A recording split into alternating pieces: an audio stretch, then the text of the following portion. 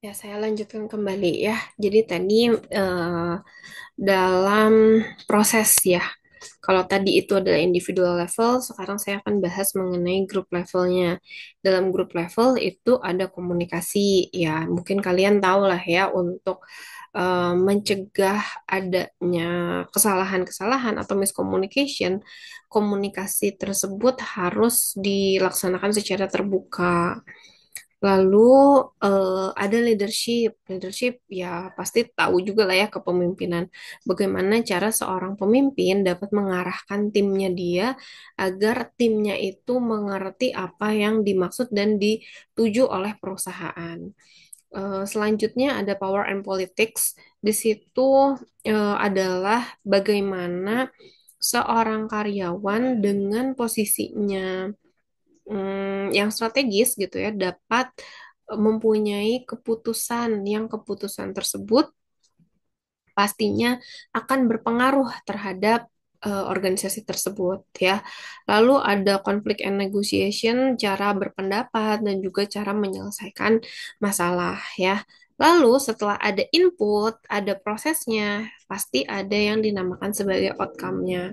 Untuk outcome-nya di sini salah satunya dari individual. Sorry, tadi saya lupa bahas tentang organization level ya. Ada human resource management. Di sini bagaimana HR melakukan pelatihan, yang mana pelatihan-pelatihan memang dibutuhkan untuk meningkatkan keterampilan. Lalu bagaimana HR melakukan perekrutan apabila ada kekosongan di dalam sebuah apa namanya job gitu ya. Lalu selanjutnya adalah penilaian kinerja. Jadi dimulai dari awal perekrutan, setelah direkrut pasti SDM itu harus dilatih, dan setelah dilatih secara berkala sebetulnya diharuskan adanya penilaian kinerja. Lalu ada praktik perubahan atau change practice. Di sini adalah bagaimana organisasi dapat menyesuaikan dengan perubahan-perubahan yang ada. Misalnya nih ketika kemarin lagi COVID lah gitu. Tadinya 100% pembelajaran untuk kelas profesional itu tatap muka gitu. Nah, tapi ternyata setelah adanya saat COVID, adanya penerapan bahwa pembelajaran itu bisa dilakukan secara hybrid atau dilakukan secara tatap maya gitu. Oh, ternyata hal tersebut menjadi lebih efektif gitu. Maka dari itu, sekarang mungkinnya untuk kelas karyawan sendiri dilakukan emang betul-betul 70% yang online-nya dan sisanya itu dilakukan secara offline begitu.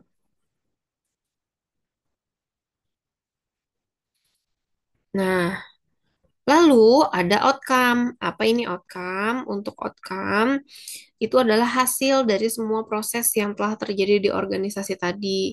Biasanya outcome ini mencerminkan bagaimana efektivitas dari perilaku individu, kelompok, dan organisasi. Kalau dari level individu ada attitude dan stress ya.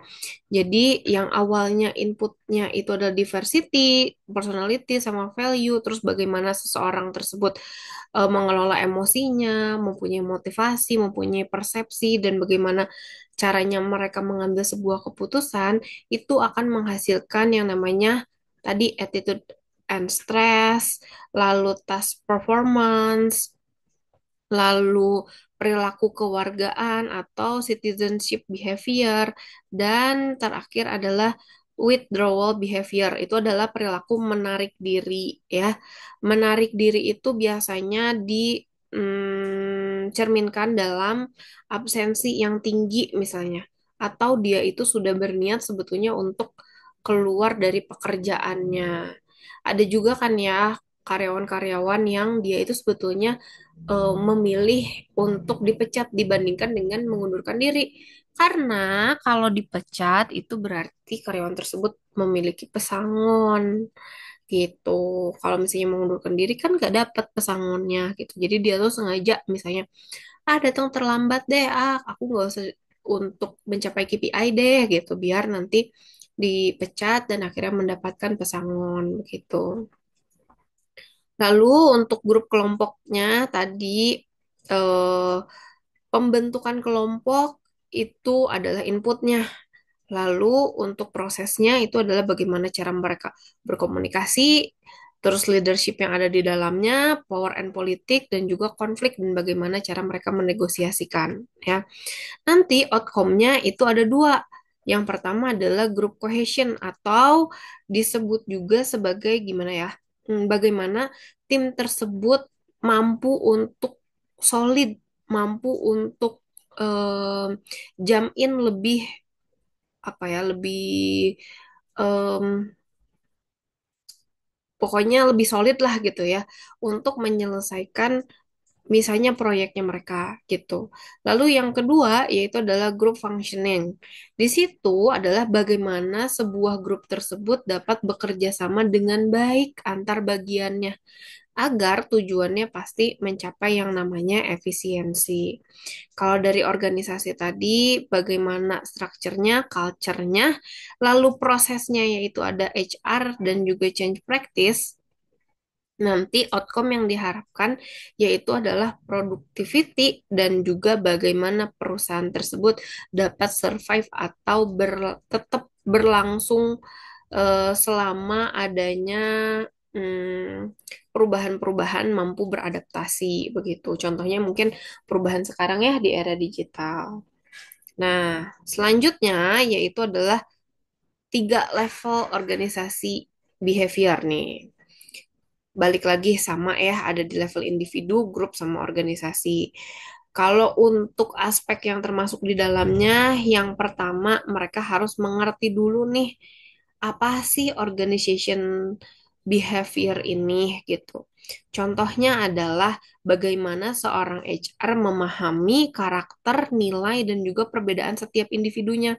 Gak bisa misalnya individu satu disamakan dengan individu yang lainnya. Makanya biasanya ada yang dinamakan sebagai MBTI, tes MBTI. Jadi mereka tuh menilai dulu orang ini apakah seorang influence kah, ataukah seorang task oriented kah, atau seorang yang followers kah gitu. Nah, kalau orang yang satu jenis itu biasanya tidak dapat dikelompokkan dalam satu kelompok yang sama begitu. Lalu em,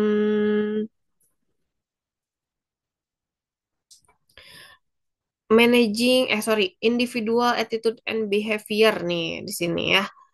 Untuk yang keempat nih. Apa itu?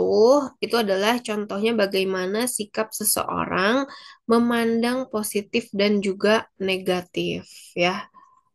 Lalu setelah itu ada teoris of motivasi ya, itu mah ingat ya teori Maslow sama Hertzberg gitu.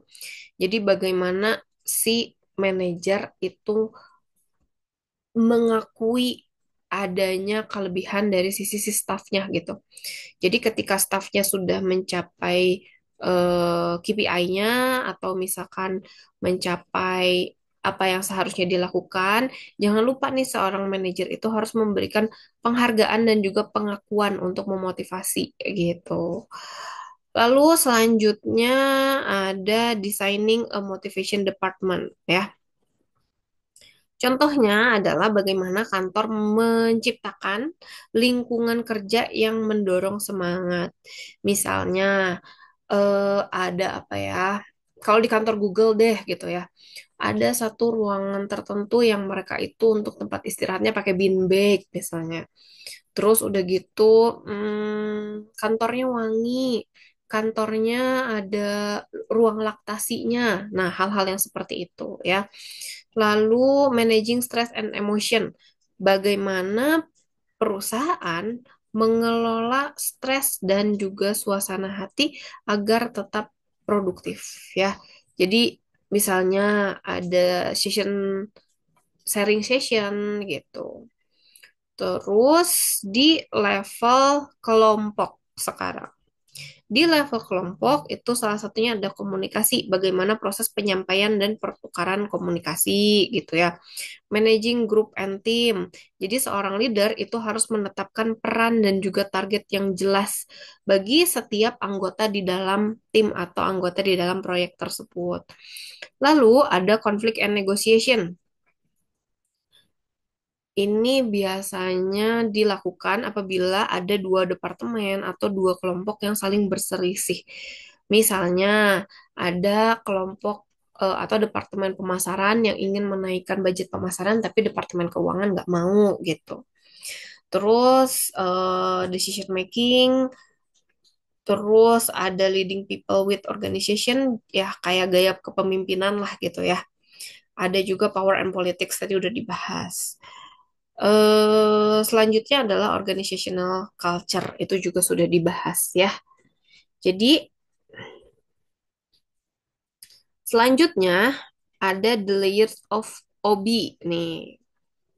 Ini berbicara tentang bagaimana sebetulnya setiap tingkatan itu mempunyai elemen-elemen yang utama ya.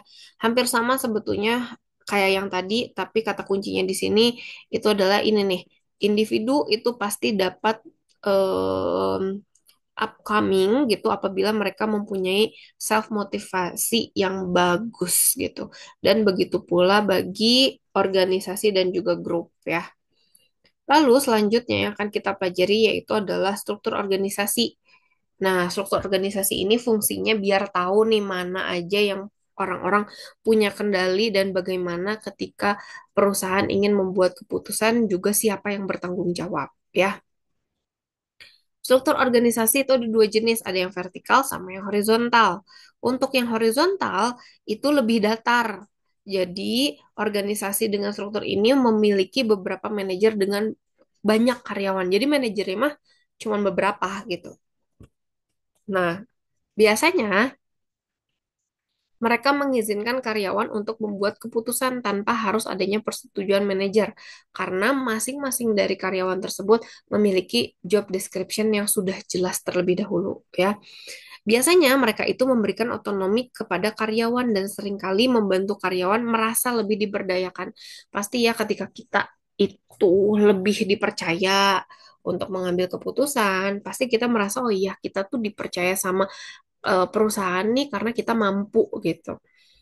Nah, jadi karena adanya perasaan seperti itu, pastinya si karyawan tersebut merasa lebih termotivasi dan akhirnya meningkatkan hubungan antar karyawan dengan juga si perusahaannya.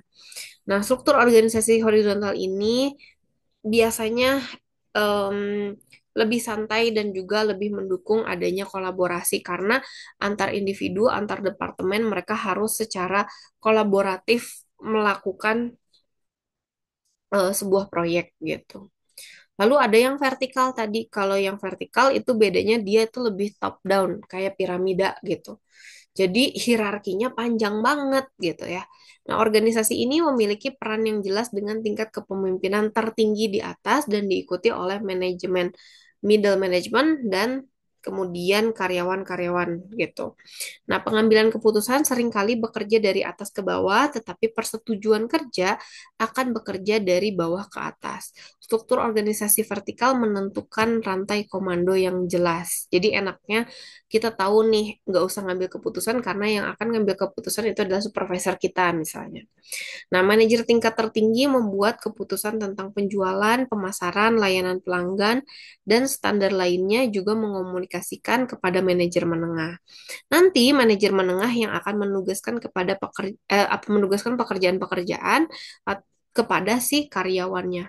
Dan akhirnya proses dan juga tujuannya juga mereka akan sampaikan.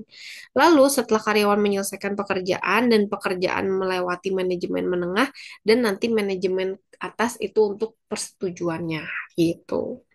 Nah, udah cuman segitu untuk materi hari ini. Eh, saya lihat dulu sebentar. Oke, ada tugas. Tugasnya yaitu adalah individu ya, teman-teman silakan jelaskan hmm, keterhubungan yang ada pada bagan yang di depan. Ya, silahkan pilih salah satu saja ya. Jadi nggak usah tiga-tiganya. Misalnya di sini ada Agnes. Agnes pengennya cuman yang tingkat organisasi aja gitu karena ada empat. Oke, silahkan mangga. Dalam satu kalimat ya. Jadi bagaimana menghubungkan beberapa aspek yang ada di layar ini menjadi sebuah kalimat utuh. begitu teman-teman. Oke, untuk absen nanti saya akan ambil dari komennya teman-teman ya. Terima kasih. Wassalamualaikum warahmatullahi wabarakatuh.